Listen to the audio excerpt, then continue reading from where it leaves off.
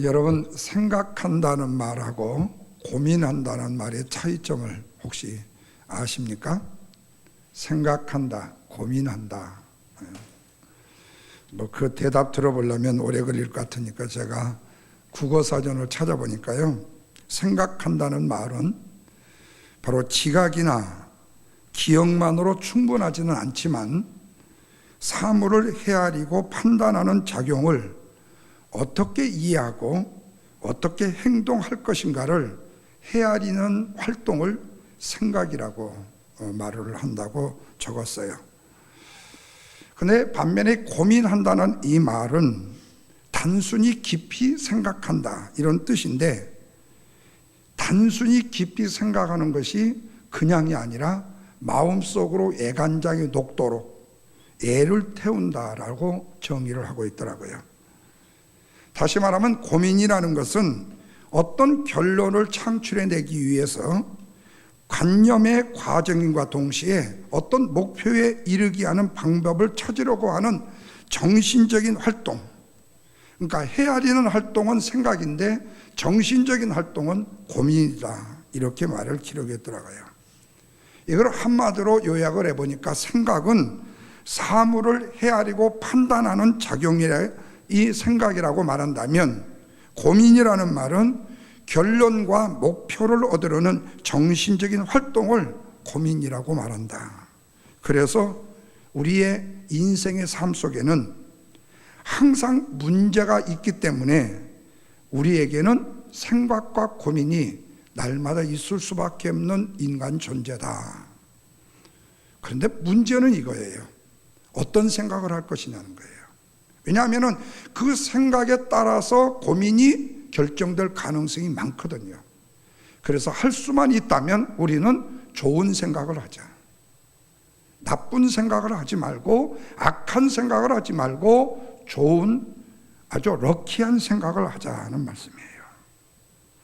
또 문제는 바로 이 생각과 고민 속에서 어떤 것이 옳은지 어떤 것이 그른지를 갈등을 많이 갖게 되는데, 이 말을 다른 말로 말하면 아무리 좋은 일이라 할지라도, 그 좋은 일 속이라 할지라도 문제와 갈등은 있다는 얘기예요. 자, 꽃이 아름답습니다. 꽃 보고 아름답지 못하다고 말하는 사람이 없어요. 그런데 기분 나쁜 사람은 꽃도 안 좋아요. 다시 말하면 내가 생각하는 것 때문에 그 좋은 생각이 못 되면 아무리 좋은 것도, 다른 사람이 다 좋다고 하는 것도 나쁘게 취급이 돼버려요. 그래서 참 중요한 것 중에 하나가 뭐냐면요, 시합을 한다는 거예요. 이 시합은요 참 괴로운 겁니다. 두 사람 중에 한 사람을 뽑는다라는 것은요, 거기서 떨어진 사람은요, 안 된 사람은요, 기분이 좋다라고 같은 사람은 뭔가 저기 가야 될 사람이지, 정상적인 사람이 떨어지기도 기분이 좋을 사람은 없어요. 설령 내가 나중에 데워놓고 사표를 내는 한이 있어도, 하기 싫어서 사표를 내는 한이 있어도 내가 저 사람보다 더 많은 표를 얻어서 내가 당선이 돼야 된다니까. 그래야 직성이 풀리는 게 저요. 여러분은 아니고, 여러분은 아니고. 그래서 여러분, 아무리 좋은 일도 좋게 생각하지 아니하면 문제와 갈등이 있게 되죠. 그래서 우리의 인생을 고민과 함께 살아가고 고민 속에 살아가는 인생이다라고 해도 과언이 아닐 것이다. 오늘 본문의 말씀에 보면은 구약의 위대한 하나님의 종입니다. 이 모세가 아주 깊은 고민 속에 있습니다. 모세는 지금까지 아시다시피 본의 아니게 미디안 광야에서 양을 치는 목동으로 40년이라는 세월을 보내어 살았습니다. 그런데 한 직종에 40년 정도를 일을 한다는 것은 그 분야의 전문가라고 말할 수가 있어요. 그런데 사실은 이 모세가 미디안 광야에서 양치기의 목동으로 자기가 살고 싶어서 산 게 아니에요. 그렇게 살 수밖에 없는 이유가 있었지요. 그건 뭐였어요? 애굽에서 도망친 은둔 생활의 자이거든요. 그런데 이렇게 40년 동안을 숨어서 은둔 생활을 하고 있는 모세에게 누가 나타나셔요? 하나님이 나타나십니다. 출애굽기 3장 말씀에 보면 하나님께서 호렙산의 한 떨긴 나무 가운데서 양치는 모세를 부르셔요. 그리고는 뭐라고 말하는 거니? 이스라엘 백성들을 애굽에서 구원해라라는 사명을 주시는 거예요. 다시 말하면 지금 애굽에서 400년 이상 동안 노예 생활을 하고 있는 이스라엘 백성들을 해방시켜서 약속의 땅 가나안으로 인도하라는 지시적 사명을 주시는 거예요. 그런데 이 사명의 부르심에 모세가 아주 단칼에 잘라 거절을 해버립니다. 그런데 사실은 이 사명이 이전에 40대 젊었을 때에 이 일을 자기가 가장 하고 싶었고 이 일을 하기 위해서 뭔가 꿈틀거리다가 결국에는 살인자가 되어버리고 말았거든요. 그런데 지금은 이 일을 감당할 만한 처지가 못 돼요. 그래서 고민이 되는 겁니다. 여러분, 이 고민은 육적인 고민만이 아닙니다. 이 고민은 영적인 고민입니다. 이건 신앙적인 고민이에요. 우리의 믿음을 생기게 하는 고민과 동시에 하나님께는 기쁨이 될 수 있는 고민이 되어줄 수 있다는 사실이에요. 그리고 또한 우리의 영적인 성장과 육적인 성장을 위한 고민이 되어줄 수가 있어요. 그렇다면 모세는 어떤 구체적인 고민을 통해서 성숙과 성장을 이룰 수 있을까 하는 거예요. 첫째는 하나님과의 자신과의 관계를 좋게 생각하고 고민한 거예요. 출애굽기 4장 13절 우리가 읽지 못했습니다마는 모세가 이르되 주여 보낼 만한 사람을 보내소서. 하나님이 부르니까 가라고 하니까 보낼 만한 사람을 보내소서. 말은 무슨 말이죠?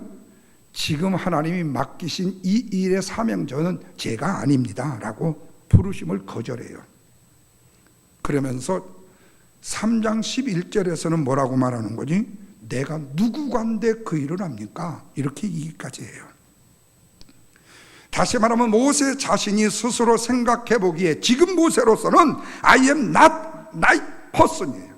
나로서는 도저히 이 일을 감당할 수 있는 능력과 힘이 없는 그런 존재라는 얘기예요. I am not right person이에요.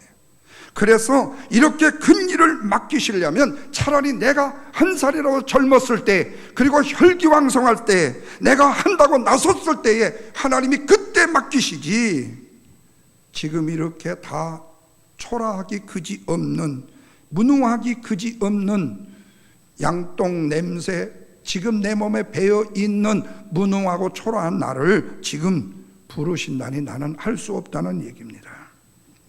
맞습니다. 모세는 지금 40년 동안 양치기 목동의 생활에 아주 익숙해져 있었습니다.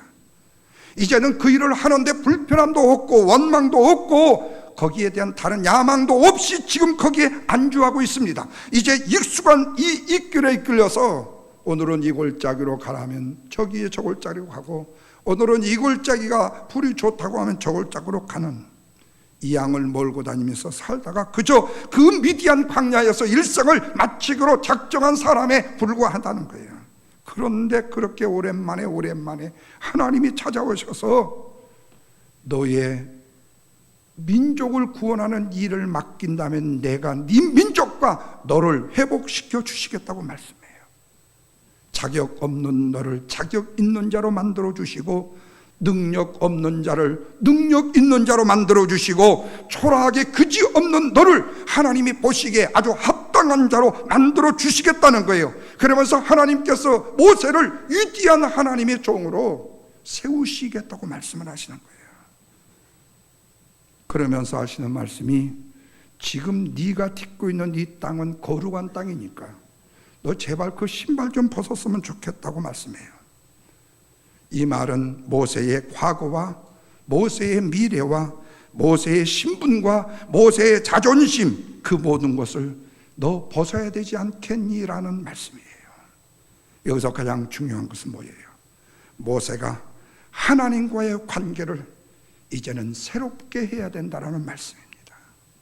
40년의 혈기왕성했을 때 네가 하나님을 영화롭게 한다고 했던 그 관계는 너의 자만심이었고, 지금 40년 동안 무능하게 그지없고 초라한 너의 모습이 나라는 존재로 하나님 앞에 말하는 네 모습은 바로 내가 원하는 모습이 아니라, 지금 내가 너를 불러 네 신발을 벗고 거룩한 땅에 바로 서는 너를 내가 관계로 새롭게 하시겠다는 말씀이에요. 사랑하는 여러분, 하나님께서는요, 위대한 큰 역사와 능력을 이루시기 위해서 한 사람을 이렇게 그 구석 미디안 광야에서, 아니 저 한대 동토에서 키우시고 준비하시는 분이셔요. 이스라엘은 이 사실을 깜짝 모르고 있었습니다. 지나간 80여 년 동안 나일강가에서 모세를 건져서 파로의 궁전에서 40년 동안 학문을 영주하고, 이제는 후에 40년 동안 미디안 광야에서 양치기 목동으로 자신의 부족한 모습 자체를 느끼고 있었던 그 모세를 하나님은 그렇게 준비를 시키더라는 거예요. 미디안 광야에서 양을 치면서 백성을 인도하는 목자로서의 지도력을 훈련시키는 거예요. 그래서 먼저 하시는 말씀이 이제 옛 생활을 벗어버리라는 거예요. 그리고 전능하신 하나님 나 여호와를 믿고 이제는 순종하라고 모세에게 하나님이 말씀하셔요. 사실 모세의 인생에는 엄청나고 힘든 과거가 있었잖아요. 많은 실패가 있었잖아요. 그런데 오늘 하나님을 만나는 이 순간, 잃어버렸던 너의 가게가 이제는 새로운 의미를 가지게 된다라는 말씀. 그렇습니다. 여러분, 우리에게도 모세에게 하나님이 말씀하셨던 그 뜻과 그 의미와 그 교훈이 똑같습니다. 우리가 하나님 앞에 관계를 설정하여 내가 지금 하나님과의 믿음의 관계로 바로 설 수만 있다면 우리의 잃어버린 과거는 실패가 되어줄 수가 없습니다. 결코 잃어버린 우리의 손해는 손실이 되어줄 수가 없어요. 왜냐하면 지금 하나님과의 관계를 회복하는 것이 가장 유익한 일이 되어지기 때문에 그렇습니다. 뿐만 아니라 주 안에서는 과거의 일들이 버려진 과거만 되어지기 때문이 아니라는 거예요. 주님과 만나는 그 순간 모든 것은 하나님의 크신 경륜과 지혜 속에서 새로운 가치와 새로운 의미를 가지게 되기 때문에, 그래서 주권적으로 우리를 인도하시는 하나님의 능력을 의지하며 살아가는 삶이 가장 중요한 삶이다. 그러기 위해서는 하나님과 우리의 릴레이션십, 이 관계가 중요하다는 거예요. 하나님이 먼저 나를 불러주셨고, 하나님께서 나를 사랑해 주셨고, 우리에게 담대한 믿음으로 살아갈 수 있도록 나에게 힘을 주시는 하나님이 계시기에, 그래서 우리의 고백은 내 힘보다는 하나님의 은혜가 먼저였고 내 사랑보다는 하나님의 사랑이 먼저였다라는 고백이 하나님과 모세가 하나라는 관계이듯이 저와 여러분이 하나님과 하나가 되는 관계인 것을 믿으시면 아멘 하시길 바랍니다. 두 번째로는요, 사랑과의 관계에 어떤 관계 속에 있는지를 좋게 생각하고 고민하자는 거예요. 오늘 본문 1절 말씀해 보시면 이렇게 말합니다. 모세가 대답하여 이르되 그러나 그들이 나를 믿지 아니하며 내 말을 듣지 아니하고 이르기를 여호와께서 내게 나타나지 아니하셨다고 할 것입니다. 그렇게 말해요. 이 말을 다른 말로 말하면 지금 내가 하나님의 부름을 받아서 설령 이스라엘 민족들 앞에 선다고 합시다. 그런데 제가 그동안에 어디 갔다 왔냐? 나를 믿지 아니할 것이라는 거예요. 사람에 대해서 불신하는 것을 지금 고민하고 있는 겁니다. 그러면서 하는 말이 하나님께서 나를 믿고 이스라엘의 지도자로 세워진다 할지라도 가장 큰 걸림돌 문제는 뭐냐 하면 그 이스라엘 민족들이 내 말을 믿지 않아 줄 것이라는 얘기예요. 그러면서 거기다가 합리적인 판단을 딱 하나의 의문을 제시하는 것이 뭐냐면 10절에서 뭐라고 하면 나는 본래 말을 잘 못하잖아요. 그렇게 말을 해요. 그리고는 13절에서 뭐라고 하는 거니? 그러니까요, 다른 사람 보내세요. 존말할 때요. 이거예요.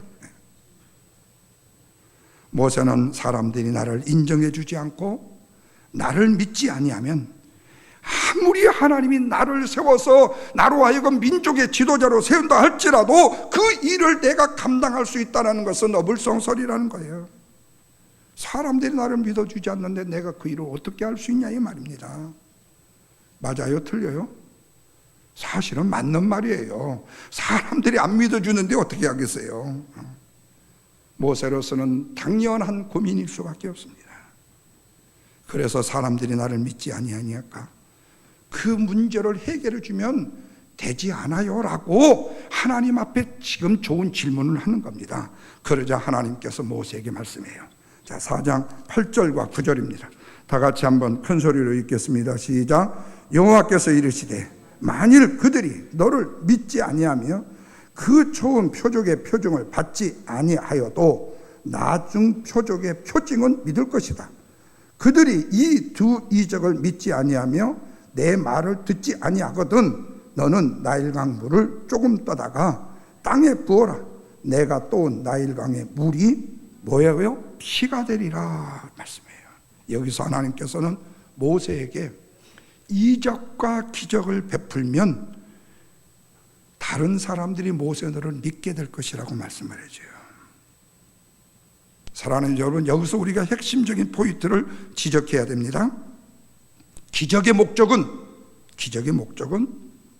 모세가 위대한 종이다 라는 사실을 사람들에게 뭐하기 위해서요? 보여주기 위한 것이라는 거예요. 쇼예요. 하나님의 쇼예요. 그런데 사람들의 마음이 완악하고 강팍해서 그 모세를 믿지 아니하기 때문에 하나님이 뭘 주어서? 능력과 기적과 이사를 주어서 모세를 보고 믿게 하시겠다는 거예요. 그래서 하나님이 모세에게 말씀해요. 이제 완전히 실험을 하는 겁니다. 이제 실제 상황을 보여주시는 거예요. 왜? 그렇지 않으면 안 믿으니까. 모세한테 지팡이를 던지라고 말해요. 모세는 그 지팡이를 들고 있는 지팡이, 양치기 목동으로 양을 이렇게 치는 아주 똥 묻은 이 지팡이예요. 이 지팡이를 던졌어요. 그랬더니 뭐가 됐어요? 뱀이 돼버려요. 뱀이. 겁이 나가지고 도망치려고 할 때 하나님이 다시 꼬리를 잡으라고 그랬어요. 다시 잡으니까 뭐가 돼요? 지팡이가 돼요. 여러분, 이것은 사람에게 믿음을 주기 위한 표적에 불과합니다. 이 표적을 모세에게 향하신 구체적인 하나님의 메시지입니다. 그러나 여러분, 이 지팡이는 특별한 지팡이입니까? 이 지팡이가 어디 금으로 맺기를 한 지팡이입니까? 이건 아주 평범하기 그지없는 모세가 40년 동안 광야에서 사용했던 지팡이예요. 평범한 지팡이. 그런데 하나님이 역사하시니까 40년 동안 사용했던 양을 지키는 지팡이가 이제는 이스라엘 민족을 인도하는 지팡이로 바꾸어지게 되더라. 왜? 하나님이 그 지팡이에 능력을 주셔서요. 그런데 여러분, 참 신기한 일은요, 이 모세의 일생은요, 이 지팡이로 시작돼가지고 그 지팡이로 인생을 망치게 돼요. 어떻게 되죠? 그 지팡이 가지고 하나님이 함께 하시는 것을 모세가 알았어요. 그리고 후에 이스라엘 민족을 인도해서 광야로 나갈 때에 그 지팡이 가지고 뭐로 갈르죠? 홍해를 갈라요. 그리고 나중에 이스라엘 민족들이 물이 없다고 했을 때 그 지팡이 가지고 반석을 쳐서 뭘 내요? 물을 내요. 그런데 여러분, 마지막에 이스라엘 민족들이 계속 원망하고 불평해서 어떻게 너희들이 나를 믿지 않고 그럴 수 있느냐고 그 지팡이를 한번 딱 친 것이 뭐가 되어버리죠? 모세에게 저주의 침이 되어버려요. 그렇게 능력 있던 지팡이가 한 번 잘못 사용해서 모세 인생을 거기서 끝을 내버려요. 그래서 우리가 여기서 얻을 교훈은 그거예요. 하나님의 말씀에 순종하되 바르게 정확하게 순종해야 된다는 거예요.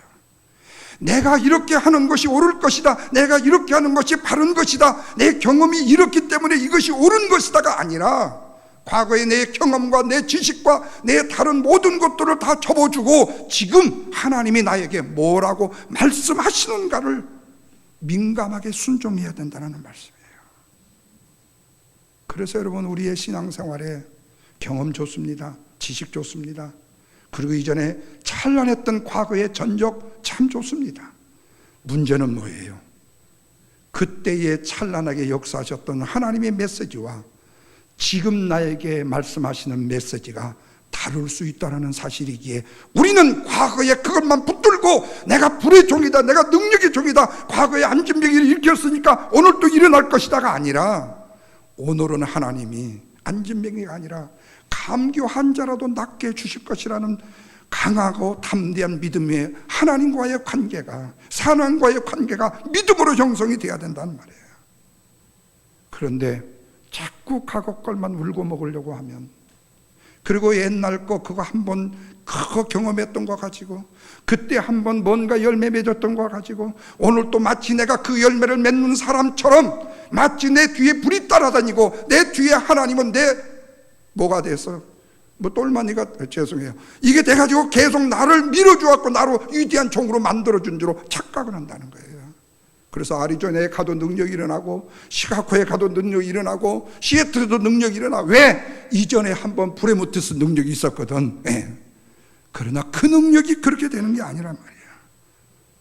지팡이에는 이런 의미가 있습니다. 모세가 지팡이가 뱀을 든 것을 보고 피해요.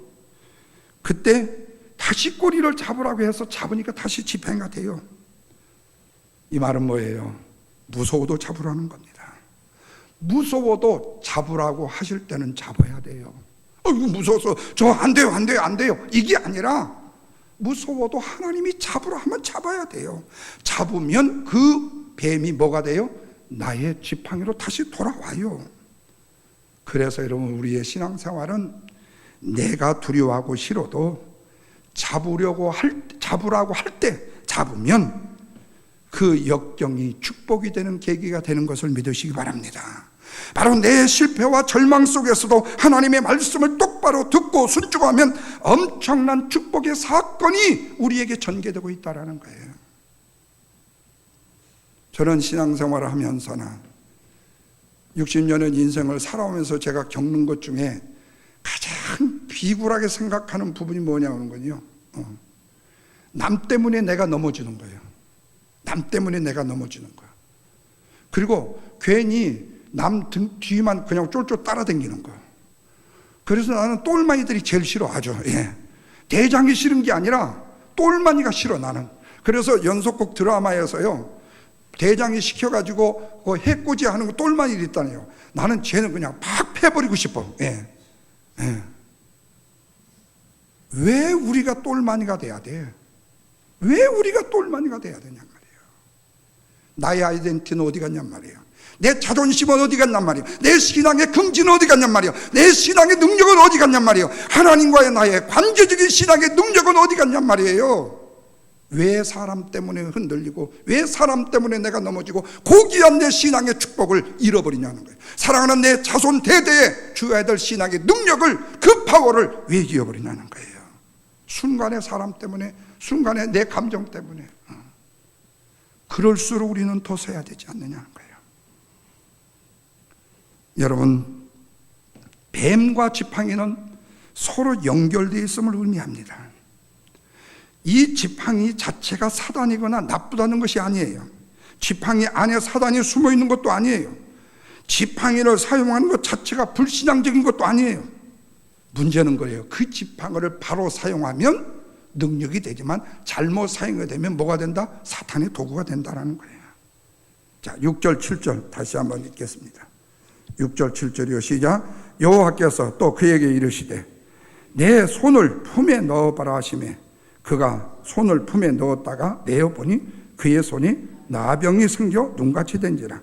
이르시되 내 손을 다시 품에 넣으라 하시매 그가 다시 손을 품에 넣었다가 내어보니 그의 손이 본래의 살로 뭐하였다? 되돌아왔더라. 자, 이 말씀을 보시면 기적이 또 일어납니다. 손에 문둥병이 생겼다가 3살이 되는 이 일이 일어나요. 그런데도 모세는 또다시 변명을 합니다. 나는 말에 능치 못해요. 내 입이 뻣뻣하고 혀가 둔해요. 그러니 주여 보낼 만한 사람을 보내소서. 나도 이렇게 좀 배짱 있는 이런 거절을 좀 한번 해봤으면 좋겠어요. 예. 그래서 목사님들 중에 제발 우리 교회 나오지 말고 다른 작은 교회 가서 좀 봉사를 좀 열심히 해. 나 이런 목사님들이 제일로 부러워. 제가 만약에 그렇게 된다면 어떻게 되겠어요? 예. 예.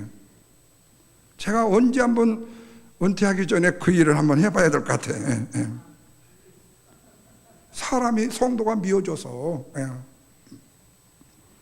우리가 여기서 주의할 것이 있습니다. 지금 이 모세는요, 자기가 말 잘하는 사람으로야만이 주의 일을 한다고 생각하는 사람입니다. 그런데 하나님은 미안하지만 주의 종은 말 잘하는 사람이 아니에요. 주의 종은 하나님의 말씀을 있는 그대로 잘 전하는 사람이면 돼요. 우리가 주의 일을 하면서 사람을 의식합니다. 사람만 바라봅니다. 그러면 넘어져요. 시험에 들기가 쉬워요. 모세가 사람을 의식하다 보니까 하나님의 부르심에 합당하게 응답하지를 못합니다. 자기는 할 수 없고 다른 사람을 보내라는 겁니다. 사랑하는 여러분, 사람의 마음은 언제든지 변합니다. 그래서 사람만 바라보면서 살면 그것은 정답은 실패밖에 없어요. 그래서 우리는 항상 주님을 바라봐야 됩니다. 제가 좋아하는 히브리서 2장 말씀이에요. 믿음의 주여 온전케 하시는 이인 누구를 바라보자? 예수 그리스도를 바라보자. 우리 찬양 잘 부르는 찬양 가운데 그게죠. 하나님의 사랑을 사모하는 자, 하나님의 평안을 바라보는 자, 너의 모든 것 창조하신 우리 주님이 너를 얼마나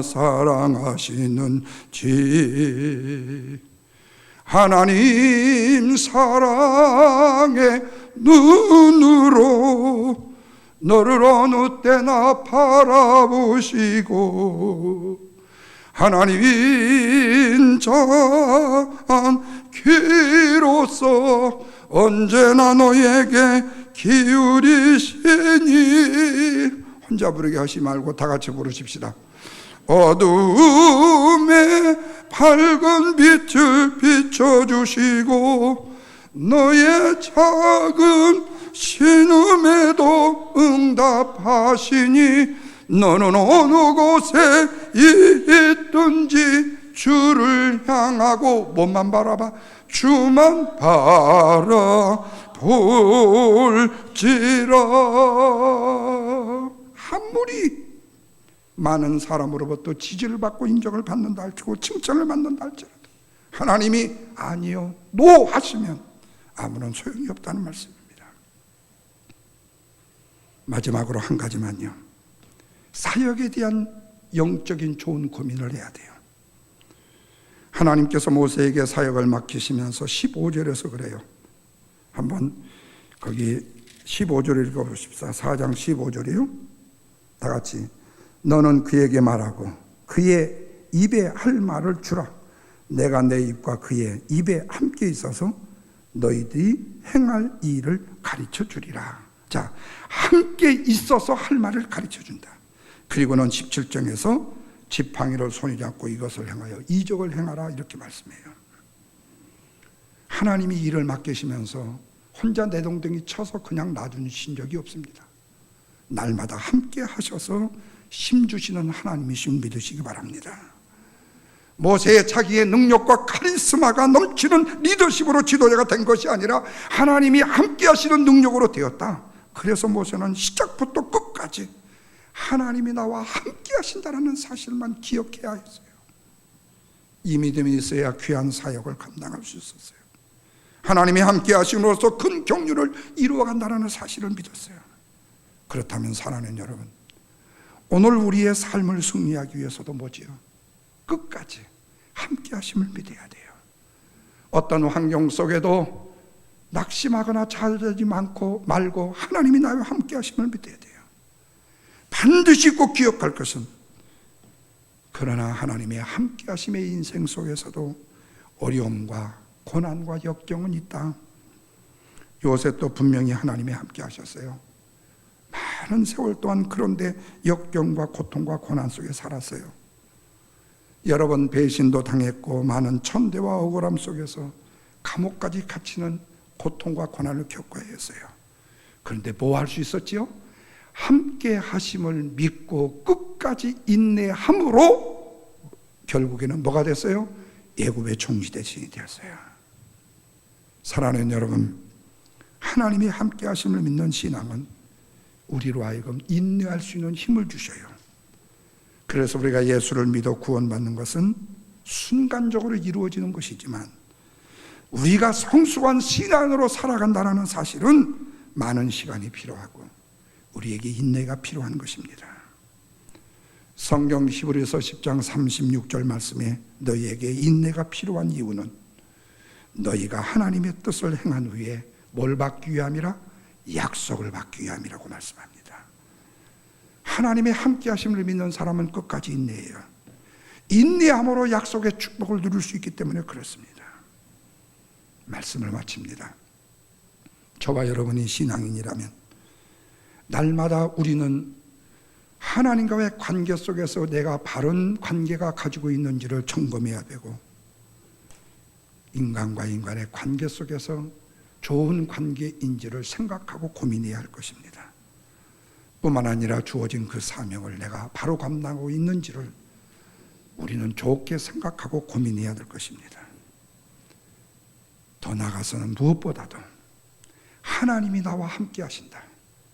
그 사실을 믿고 인내함으로 오늘 우리 하나님이 우리에게 주시는 일들을 좋게 생각하고 고민함으로 인하여서 이 마음으로 살아갈 때 전능하신 하나님의 크신 은총과 능력을 힘있고 용기 있고 담대하게 살아가는 저와 여러분이 된다는 사실을 믿으시고 이 믿음 가운데 설 수 있기를 주님의 이름으로 축원합니다. 기도하겠습니다.